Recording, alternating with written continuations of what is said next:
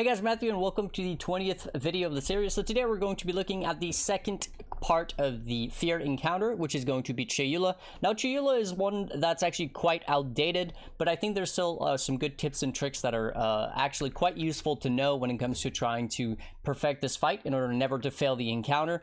And of course, I want to talk about the loot a little bit and some other strategies about this. So when it comes to acquiring these Breachstones, it's fairly simple, right? You need 100 splinters of Chayula that will turn into a Chayula Breachstone. So you could easily just buy the splinters, you know, a few at a time to get it cheaper. But you could also just buy the Breachstone itself. Now, Breachstones are very old, right? The breach mechanic is old, so these actually drop from a bunch of different places. You can get them from heist, you can get them from many different mechanics, right? Rituals, ultimatums, whatever. Just about everywhere in the game. But there is one thing that you can do in order to, I guess you could say, self-farm these, and that's going to be using the Platinum Watchstones. The Platinum Watchstones has this mod here, which is breaches and areas have increased chance to be Chayula.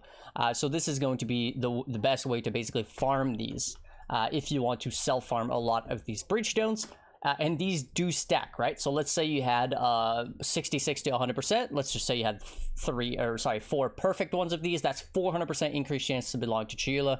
And then if you also had, let's say, Secrets of the Stones, you bring that up to 500%. So it's a lot of additional chance to actually get, well, 5 times the chance to get Chayula. Now the thing is, of course, the way that works is it takes the baseline of getting Chayula. So let's say that's 10%, and then it multiplies it by 5, which becomes 50% chance.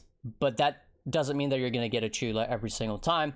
But if you pair that up with some of the different regions, especially right now Lyra Arthane with Probing Weakness and Flash Breach, you can really start to farm a ton of these Breachstones, like a metric ton of them, if you're stacking the right Breachstones. The right Watchstones. Now, of course, this is all subject to change, right? The Watchstones are subject to change. The Atlas passives are subject to change in the upcoming league.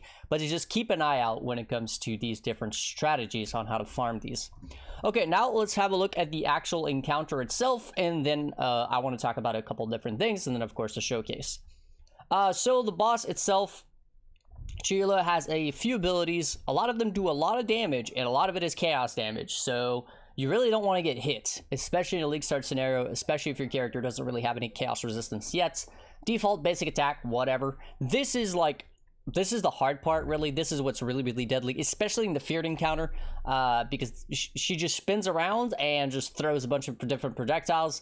This is extremely deadly. You want to stay away from her when she's doing that. Next, she has a little bit of a flicker strike, so she can flicker to you or to the different ads that are on the arena, as you can see.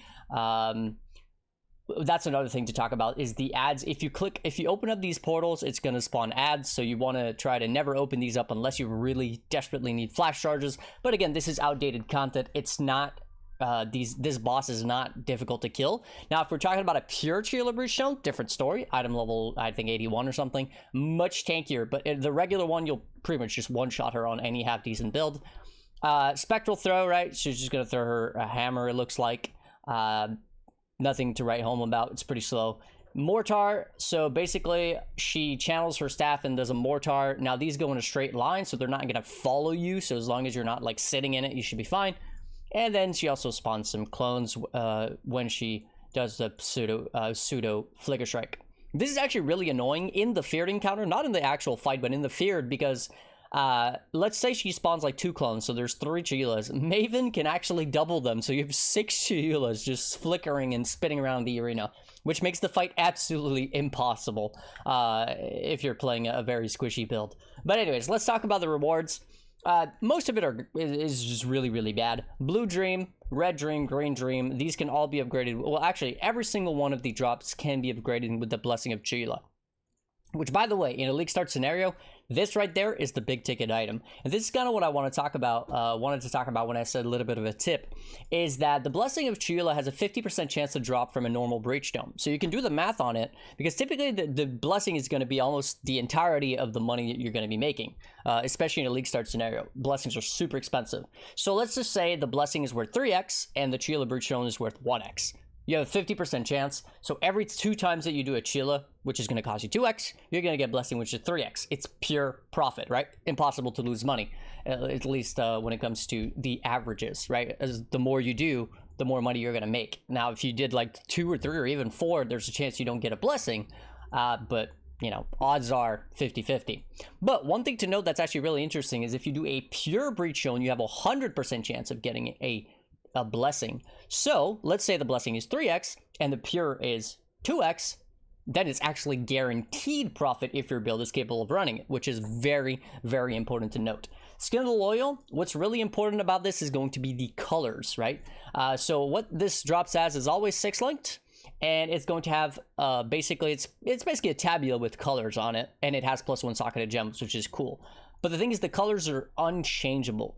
And the colors are very, very important. So for example, a 5 red, 1 blue is very important, very, very good, I believe, for skeleton builds. So that's going to be worth a lot. But something like a 2 blue, 2 green, 2 red, that's not very good for any build. Therefore, it's not worth anything. So it's really important to pay attention to the colors, because if you just use your price check real quick, it's going to tell you it's worth like 5C, but in reality, it might be worth an X, 2X, 3X, who knows, right? Very, very important to remember that. Severed in Sleep is the Cutlass. This is absolutely worthless. This is really bad. And then you have the 3 green, the 3 Dream Jewels. These are gonna matter. It's all gonna be meta, right? Sometimes the blue dream is super expensive, sometimes it's worthless, and so the same goes for the red and the green dreams. And of course, they're upgraded versions as well. So it's really just coming down to the meta. There's no like rule of thumb. Typically, it's all about the blessing in a league start scenario. Later on in the league, there's literally nothing that you can drop from Chayula that's going to be worth anything. None of her drops are good. You're only just going to be fighting her in order to either farm XP, because it's really good XP, things like Chayula rotations, or of course, the Feared. Now, let's get into the actual showcase. So one thing that I would highly recommend for this fight is, because there's a ton of chaos damage, not from the boss, just the boss, but also on the way to the boss, is to use an Edziri's Promise. There's no reason to use a Quicksilver Flask here, because you can't go faster than the Breach. So just swap in your Quicksilver for an Edziri's Promise, and you're going to have a much better time. Second tip, Cast on Death Portal. The way that breaches work is that they keep expanding, but if you ever don't kill enough monsters fast enough, right, there's a timer, the breach just closes and you break the encounter. The best way to make sure that you never fail is Cast on Death Portal. If you die, you go right back into the map. Unless your loading times are absolutely horrendous, you'll never fail. Okay, next tip when it comes to this encounter is to always stay ahead of the breach. Now, this is something that I never see anybody do, and I really don't understand why, because there's no reason to sit behind and let the monster spawn and hit you. You can just sit ahead of the breach instead, right? If I sit ahead of the breach, well, the monsters are going to spawn and they're going to get instantly frozen by my totems. Therefore, I'm never going to be in danger. Now, the downside of that is if you drop something valuable, right, you'll want to come back for it. But then just head right back right back ahead, and I would say always stay ahead. You're never going to die. You're never going to have any issues. Meanwhile, if I sit behind on a very squishy build, very little chaos resistance, really, it's just the flask. Other than the flask, I have no chaos resistance. Then I'm gonna die, right? But if I stay ahead of the pack, then no problem. When it comes to like these diagonals, when it's changed in direction, that's when you're basically gonna have to, at some point, like walk through the monsters. That's where a quartz flask can actually be very, very useful, because it's gonna allow you to just walk straight through. Because it gives you phasing, right? I don't think I have one right now, though. But yeah, stay ahead of the pack, and yeah, you should be just fine. It's really pretty easy. Again, 5 link, very, very cheap setup. We're talking about maybe an Exalt, or maybe an Exalt and a half or something for the entirety of my gear in a league start scenario.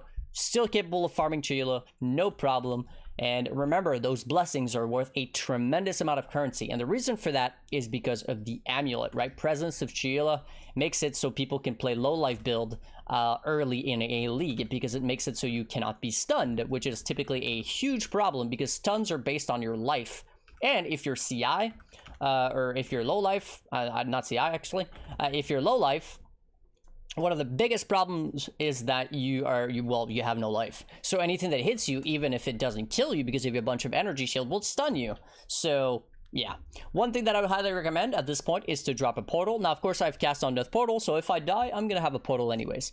I'm gonna go ahead and swap in my Ice Spear for the absolute most single target damage, and then we're gonna treat it as any other boss. Debuff, right? Put our debuffs, put our totems, and just let them do its thing. Like I said, it's a very squishy boss, right? It takes a few seconds to kill.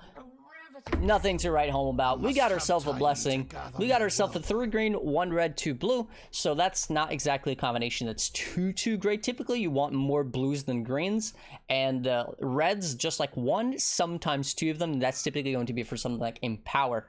Toxic Rain, for example, ED Contagion. They love these robes because of the +1 socketed gems and the increased global defenses.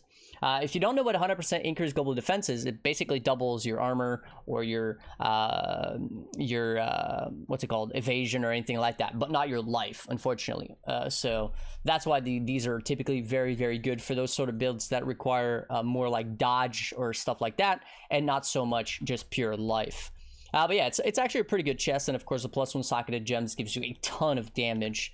And yep, we got our blessing. Now I would never use a blessing on a Skin of the Loyal. It's going to turn it into a Skin of the Lords, and Skin of the Lords suck 90% of the time.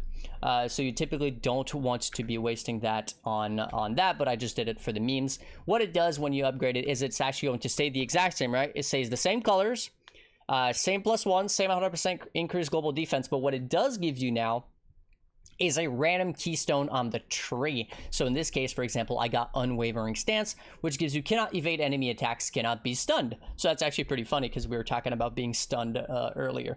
That would actually prevent that from happening, but cannot evade enemy attacks is kind of annoying.